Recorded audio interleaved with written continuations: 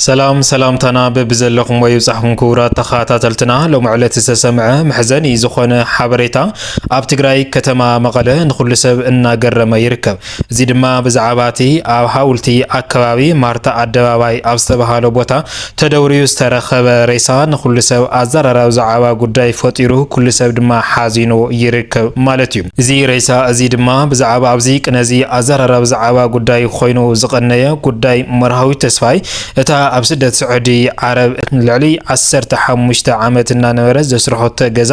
በወላዲታ ተጠሊማ በወላዲታ ተጠሊሜላ ኣብ ማሕበራዊ ሚድያ ወጽያ ጸገማ ኣብ ዝተዛረወትሉ እዋን ድማ ብዙሕ ፈተነ ቅትለት በቶም ስድራን በቶም ቤተሰባን ይበጽሓ ነይሩ እዩ ማለት እውን ገዛ ተጠሊመ ወላዲታይ ብሕጊ ከተሕዛየ ኣብ ዝወለትሉ እዋን እቶም ስድራ ወይ ድማ እቶም ኣሕዋታ ነዚ ነገራት እዚ ፈቃደኛ ዘይኾኑ ንምንታይ ጸገምና ናብ ደገ ኣብጽሕኽዮ ንምንታይ ወላዲትና ከሲስኽያ ብዝብል ኣዘራርባ ንመርሃዊ ተስፋይ ፈተነ ቅትለትና ጎርላ ከም ዝቐነዩ ዝፍለጥ እዩ እምበኣርከስ ብዛዕባቲ ሎሚ ተደውሪ ተረኺቡ ዘሎ ሬሳ ምስ መርሃዊ ተስፋይ ኣተሓሒዞም ኣብ ዝተፈላለየ ማሕበራዊ ሚድያ ብዙሕ ሓበሬታታት እዩ እናወጽ ዝርከብ እዚ እንታይ ይመስል ማለት እውን ጉዳይ መርሃዊ ተስፋይ ኣብ ምንታይ ኩነታት ኣላ እቲ ኣስከሬን ተደውሪ ዝተረኸበ ናይ መን እዩ ናታድዩ ኣይኮነን ዝብል ዘርዘር ሓበሬትኡ ናዋኹም ክነብልና ኣብ ዝተፈላለየ ማሕበራዊ ሚድያ ብመርሃዊ ተስፋ እዩ ዝመሓላለፍ ዘሎ ነገር ግን መርሃዊ ተስፋይ ድያ ኣይኮንትን ዝብል ዘርዘር ሓበሬታ ግን ናዋኹም ክነብል ንኸውን ማለት እዩ ክቡራት ሰማዕትና ንመደባትና ሓቢርኩምና ንምጽናሕ ነዚ ቻነልና እዚ ሓድሽ ዘዳኹንኩም ሰብስክራይብ ናውልኩም አባላትና ድማ ላይክ ሼር ናውልኩም መደባትና ስካብ መወዳእታ ሓቢርኩምና ጽንሑ ብዛዕባ ኣብዚ ቅነዚ ኣዘራራብ ዛዕባ ጉዳይ ኮይኑ ዝቐነየ ጉዳይ መርሃዊ ተስፋይ ንልዕሊ 15 ዓመት ኣብ ስደት ስዑዲ ዓረብ እናሰርሐ ዘጥረየት ገዛ በገዛ ወላዲታ ጠሊማታ እዚ ድማ ንኩሉ ሰብ አገረሚ ዝኾነ ፍጻመ ተፈጺሙ እዚ ድማ ኩሉ ሰብ እናሓዘነሉን እናተገረመሉን ዝነበረ ክስተት እዩ ማለት እዩ መርሃዊ ተስፋይ ንልዕሊ 15 ዓመት ማለት እውን ወለዳን ዓርሳን ናብራን ንምምሕያሽ ኢላ ለይትን ቀትርን ዘሪሓ ዘጥረየት ገዛ ወላዲታ ጠሊማታ ማለት እውን ናብ ትግራይ ኸይዳ ሓዳር ክትምስርትን ወር ክትፍትን ኣብ ዝወለትሉ ገዛ ኢላ ኣብ ዝጠየቐትላ እታ ወላዲታ ድማ በኣንጻሩ ማለት እውን እቲ ገዛ ናታ ከም ዘይኾነ ኣብዚ ገዛ እዚ ድማ ኣብቲ ዝተሰርሐ ገዛ ድማ ምንም ኢድ ከም ዘይብላ እያ ነጊራታ በዚ ዝተደናገዘት መርሃዊ ተስፋይ ድማ ናብ ዝተፈላለየ ማሕበራዊ ሚድያ እውን ብምጥባቕ ጸገማ ክትስምዕ ከም ዝነበረት ዝፍለጥ እዩ ማለት እዩ መርሃዊ ተስፋይ ከም ንብለኩም ንንውሕ ዝበለ ግዜ ኣብ ስደት ስዑዲ ዓረብ እቶም ወለዳ እቶም ኣሕዋታን ዝነበረት እንትኸውን ኣሕዋታ ኣምሂራ ወለዳ ኣብ ዝለዓለ ደረጃ ኣብጽሓ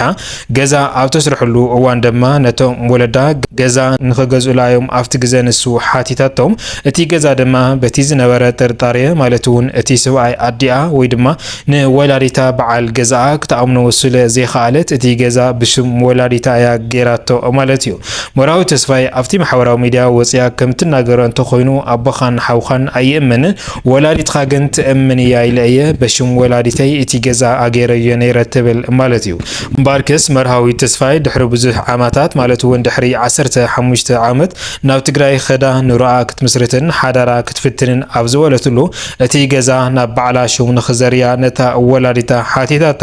ወላዲታ ድማ ብዘደንግጽ መልክዑ እቲ ገዛ እዚ ናታ ከም ዘይኾነን ኮታስ ብናይ ባዕላ ረሃዝ ከም ዝስርሐቶ እያ ነታ ውላዳ እዚ መርዳእቲ እዚ ክተርዳኣ ኸኢላ መርሃዊ ተስፋይ ድማ እዚ ነገራት እዚ ክትጻወሮ ኣይኸኣለትን ሓሚማ ዝወደቐትሉ እስካብ 2 ሰሙን እውን ኣብ ሕክምና ደቂሳትሉ ዝነበረ ኩነታት ነይሩ ማለት እዩ እምበኣርከስ ካብዚ ዝተበገሰ ማለት እውን እቲ ገዛ ንኽትውሃብ ተባሂላ ድምፂ ይኹነኒ ናበለት ኣብ ማሕበራዊ ሚድያ ፍላይ ድማ ዊኒክ ሾው ቀሪባ ብዙሕ መግለጽታት ሓሳባት ትህብ ነይራ እያ ማለት እውን እቲ ገዛ በዓላ ከም ዘስርሐቶ እቲ ሰብኣይ ወላዲያ ድማ ዋርድያ ወይ ድማ ናይ ደደቢት ዋርድያ ዳ እምበር ምንም ነቲ ገዛ ዘስርሕ ዓቕሚ ከም ዘይብሉ ኣምሪራ ትናገር ነይራ ማለት እዩ ክስእታ ወላዲታ ምስ በዓል ገዛ ኮይና እያ እቲ ገዛ እዚ ጠሊማታ ዘላ ማለት እዩ እምበኣርከስ ብሽምግልና ተፈቲኑ ነይሩ ኣብቲ ግዜ ንሱ እቶም ሽምግልና ድማ ሒዞሞ ዝመፀ ሓበሬታ ነይሩ ማለት እውን እቲ ገዛ ናቤና ከም ዘይኾነ ነገር ግን እቲ ገዛ ካብ ዝተገዘአን እቲ ገዛ ካብ ዝተሰርሐን እታ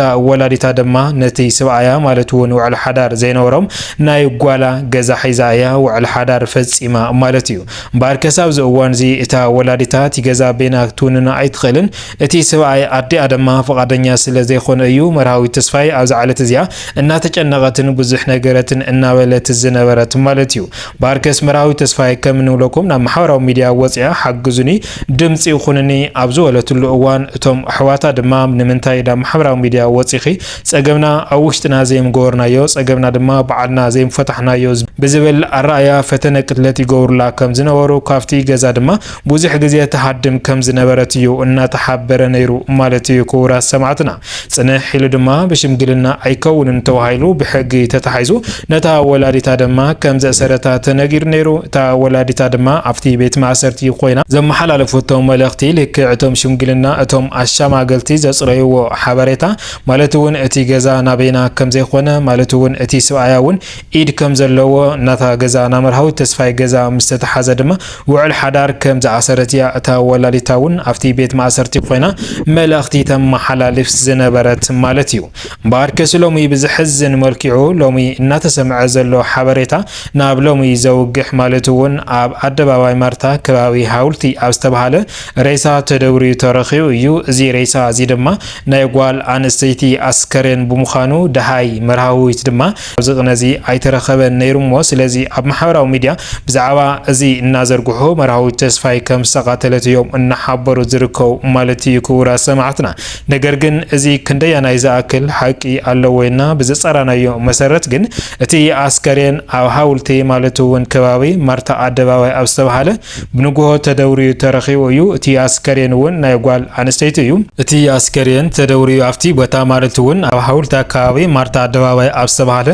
እቲ ኣስከሬን ተደውሪዩ ተረኺቡ እዩ ነገር ግን እዚ ኣስከሬን እዚ ናይ መርሃዊ ተስፋይ ከም ዘይኮነ ግን ሎሚ ተረጋጊጹሎ ማለት እዩ ኣብ ዝተፈላለዩ ማሕበራዊ ሚድያ መርሃዊ ተስፋይ ዝብል ሓበሬታ እናተዘርግሐ እዩ ዝርከብ ነገር ግን እዚ ማለት እውን ግጉይ ሓበሬታ ነገር ግን እቲ ተረኺቡ ዘሎ ሬሳስ ካብ ዝዓለት እዚኣ መንነታ ኣይተፈለጠትን ዘላ መርሃዊ ተስፋይ ድማ ብሰላም ገዛ ከም ዘላ እዩ እናተሓበረ ዝርከብ ማለት እዩ በቲ ዝረኸብናዮ ሓበሬታ እንተኮይኑ እዚ ዝተረኸበ ኣስከሬን ግን መንነቱ እስካብ ዝዓለት እዚኣ ኣይተፈለጠን ዘሎ ምርመራ ግን እናተኻየደ ከም ዘሎ እዩ እናተሓበረ ዘሎ ማለት እዩ ክቡራት ሰማዕትና ብዛዕባ መርሃዊ ተስፋይ ክብል ዝኽኣለ ዝተፈላለዩ ማሕበራዊ ሚድያ ግን መርሃዊ ተስፋይ ቅድሚ ሕዚ በቲ ኣብ ቃለ መሕተት ዝገበረቶ ዝርርብ እቶም ኣሕዋታ ፈተነ ቅትለት ይፍጽሙ ከም ዝነበሩ እዚ ሎሚ ተደውሪ ተረኺቡ ዘሎ ሬሳ እውን ናይ መርሃዊት እናተባሃለ ዝተፈላለዩ ተጠቀምቲ ማሕበራዊ ሚድያ እናተዘርግሐ ዝርከብ ማለት እዩ ክቡራት ሰማዕትና ባርከስ ሎሚ ዝወናዮም ዝርዝር ሓበሬታና እዚኦም ይመስሉ ነይሮም እስካብ መወዳእታ ሓቢርኩምና ፀናሕኩም ካብ ልቢ እናመስገንና ኣብ ዝቕፅል መደባትና እስካብ ንራኸብ ሰላም ሰናይ ፃንሕቲ ይጎረልኩም ሰላምታ ይናኹም